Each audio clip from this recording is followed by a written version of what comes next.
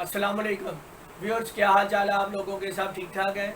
मैं उम्मीद करता हूँ आप मेरे चैनल को सब्सक्राइब भी कर रहे हैं, एंजॉय भी कर रहे हैं और उसको अपनी फैमिलीज़ को, अपने दोस्तों को शेयर भी कर रहे हैं। आप लोगों का बहुत बहुत शुक्रिया। अल्लाह ताला आप सबको अपने हिफ्ज़-ओ-मान में रखे और आपकी परेशानियों को दूर फरमाए, आमीन सुम्मा आमीन। अब चलते हैं आज के अपने टॉपिक की तरफ। आज का जो टॉपिक है व्यूअर्स, वो है फ्यूचर परफेक्ट टेंस।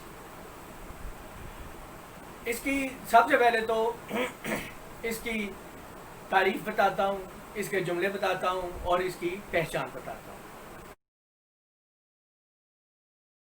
व्यूअर्स, आपने अभी इसकी तारीफ देखी है।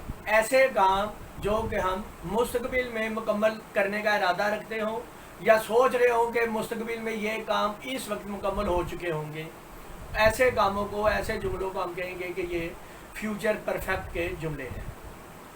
अब हम इसकी मिसालों की तरफ आएँ तो डाकिया खत तकसीम कर चुका होगा, या इस जुमले को हम इस तरह भी कह सकते हैं कि डाकिए ने खत तकसीम कर दिए होंगे, एक ही सेंस है। वो दरिया अबूर कर चुके होंगे, इस तरह भी कर सकते हैं कि उन्होंने दरिया अबूर कर लिया होगा। जंग ख़त्म हो चुकी होगी, इस तरह के इसके अंदर जुमले आएंगे। तो इसकी पहचान जो है वो अगर आप गौर करें उसी रूल के मुताबिक, तो उर्दू जुमलों के आखिर में चुका होगा, चुकी होगी, चुके होंगे, या होगा, ही होगी, ये होंगे वगैरह आता है। अब योर मैं आपको बताता हूँ इसके मस्बत जुमले बनाने का तरीका क्या है। व्यूअर्स, इसके मस्बत जुमले बनाने का तरीका, सबसे पहले सब्जेक्ट की ट्रांसलेशन की जाएगी। उसके जो बाद फ्यूचर के जो हेल्पिंग वर्ब हैं वो मैंने आपको शुरू में बताया था, वो सिर्फ और सिर्फ विल और शैल है।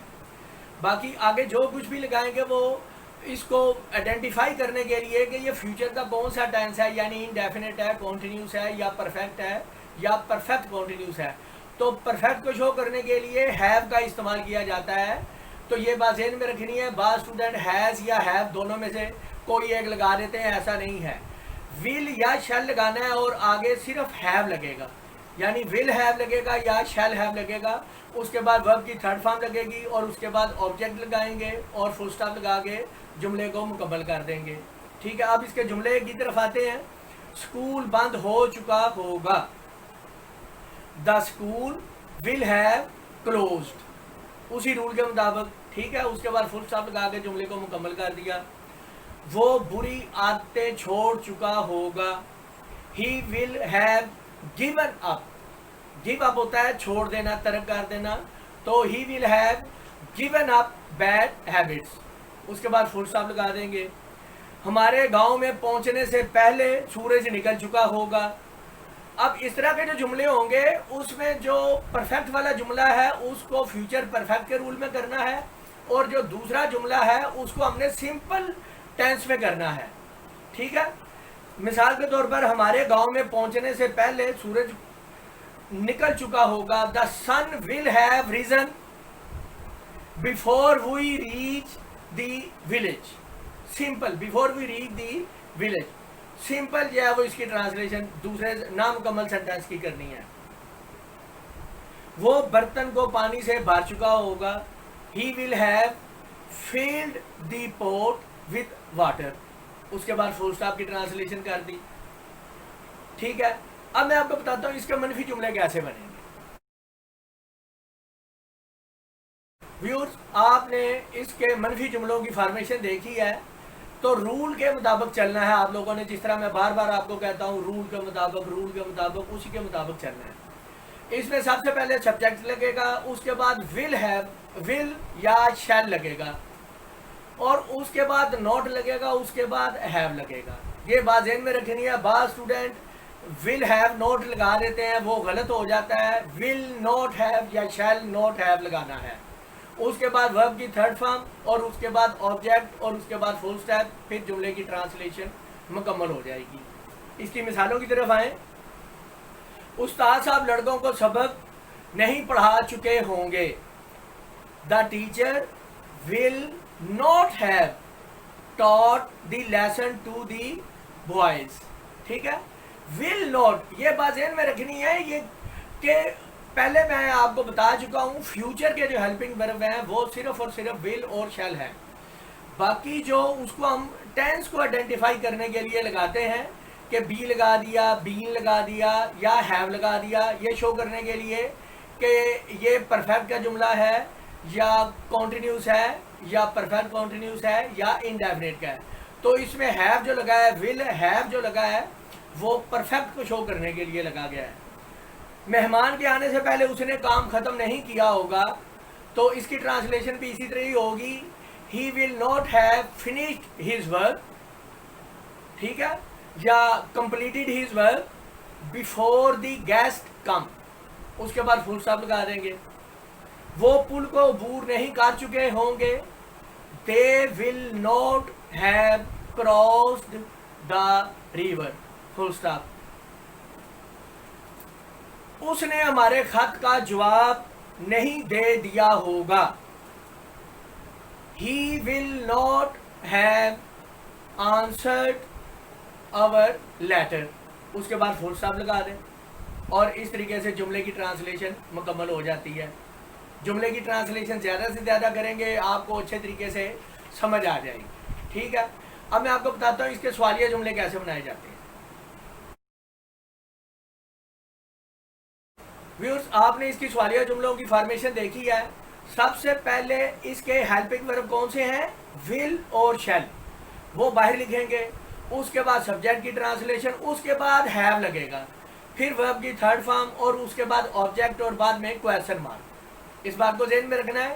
صرف ول شیل، بعض student will have shall have پہلے لکھ دیتے ہیں، وہ غلط ہے.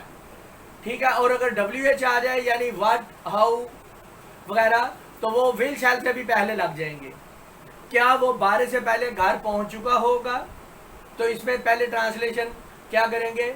ول he have reach the home before it start rain. Full stop. کیا وہ سامان لے گئے ہوں گے یا کیا وہ سامان لے جا چکے ہوں گے؟ ایک ہی بات ہے. ول they have taken the luggage, اس کے بعد کویسچن مارک. کیا امتحان شروع ہو گیا ہوگا؟ ول دا ایگزام ہیو اسٹارٹیڈ، اس کے بعد کویسچن مارک. تو اس طریقے سے اس کے سوالیہ جملے جو ہے وہ بن جائیں گے. اب میں آپ کو بتاتا ہوں اس کے سوالیہ منفی جملے بنانے کا طریقہ کیا ہے. ویورز، آپ نے دیکھا ہے اس کے سوالیہ منفی جملے بنانے کا طریقہ کہ سب سے پہلے ول شیل، اس کے بعد سبجیکٹ، اس کے بعد ناٹ ہیو.